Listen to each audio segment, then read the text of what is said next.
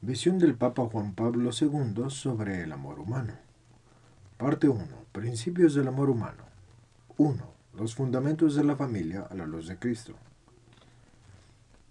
5 de septiembre del 79 a 9 de septiembre del 79. El Creador, al principio, los hizo hombre y mujer. Mateo 19:4, Marcos 10:6. 1. Desde hace algún tiempo están en curso los preparativos para la próxima asamblea ordinaria del Sínodo de los Obispos, que se celebrará en Roma en el otoño del próximo año.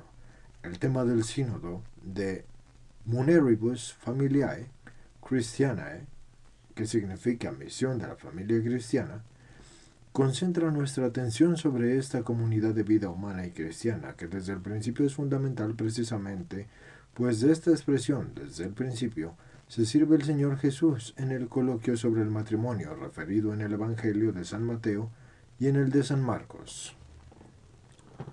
Queremos preguntarnos qué significa esta palabra, principio.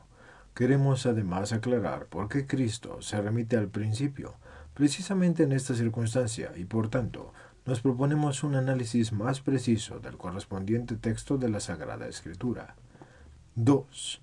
Jesucristo se refirió 2 veces al principio, durante la conversación con los fariseos, que le presentaban la cuestión sobre la indisolubilidad del matrimonio. Y la conversación se desarrolló del modo siguiente. Se le acercaron unos fariseos con propósito de tentarle y le preguntaron: ¿es lícito repudiar a la mujer por cualquier causa?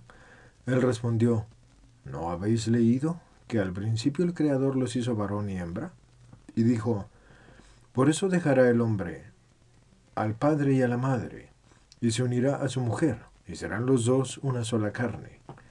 De manera que ya no son dos, sino una sola carne. Por tanto, lo que Dios unió, no lo separa el hombre.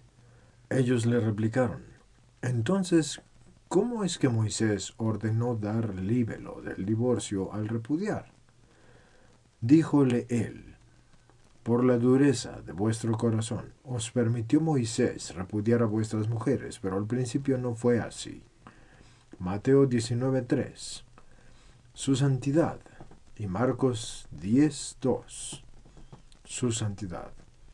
Cristo no acepta la discusión al nivel en que sus interlocutores tratan de introducirla. En cierto sentido, no aprueba la dimensión que ellos han intentado dar al problema y evita enzarzarse en las controversias jurídico-casuísticas. Y en cambio, se remite 2 veces al principio, procediendo así, y hace clara referencia a las palabras correspondientes del libro del Génesis, que también sus interlocutores sabían de memoria. De esas palabras de la revelación más antigua, Cristo saca la conclusión y se cierra la conversación. 3. Principio significa, pues, aquello de que habla el libro del Génesis.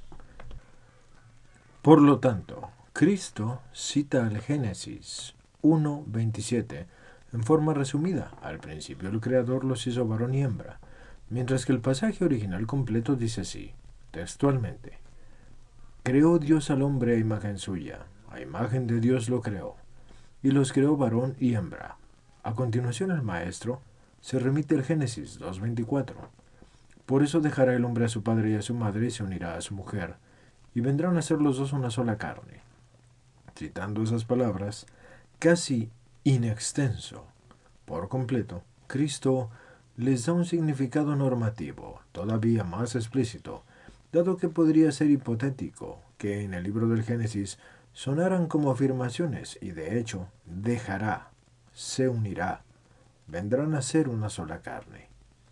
El significado normativo es admisible en cuanto a que Cristo no se limita solo a la cita misma, sino que añade: de manera que ya no son dos, sino una sola carne. Por tanto, lo que Dios unió, no lo separe el hombre.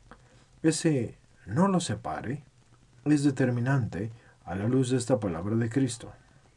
El Génesis 2:24 enuncia el principio de la unidad e indisolubilidad del matrimonio, como el contenido mismo de la palabra de Dios expresada en la revelación más antigua.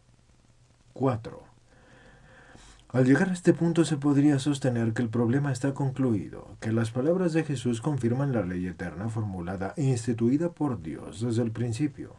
Como la creación del hombre, incluso podría parecer que el Maestro, al confirmar esta ley primordial del Creador, no hace más que establecer exclusivamente su propio sentido normativo, remitiéndose a la autoridad misma del primer legislador. Sin embargo, esa expresión significativa, desde el principio, repetida 2 veces, induce claramente a los interlocutores a reflexionar sobre el modo en que Dios ha plasmado al hombre en el misterio de la creación, como varón y hembra.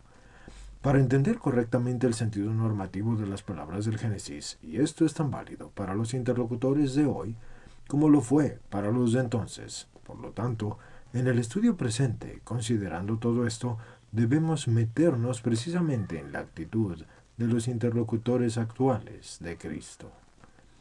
5. Durante las sucesivas reflexiones de los miércoles en las audiencias generales, como interlocutores actuales de Cristo, intentaremos detenernos más largamente sobre las palabras de San Mateo 19.3 y su santidad y la Sagrada Escritura para responder a la indicación que Cristo ha encerrado en ellas, y trataremos de penetrar en ese principio al que se refirió de modo tan significativo, y así seguiremos de lejos el gran trabajo que sobre este tema precisamente emprenden ahora las participantes en el próximo Sínodo de los Obispos.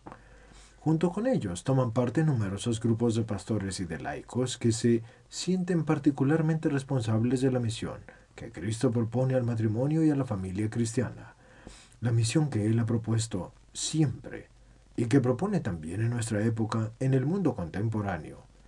El ciclo de reflexiones que comenzamos hoy, con intención de continuarlo durante los sucesivos encuentros de los miércoles, tiene como finalidad, entre otras cosas, acompañar de lejos, por así decirlo, los trabajos y preparativos al sínodo, pero no tocando directamente su tema, sino dirigiendo la atención a las raíces profundas de las que brota este tema.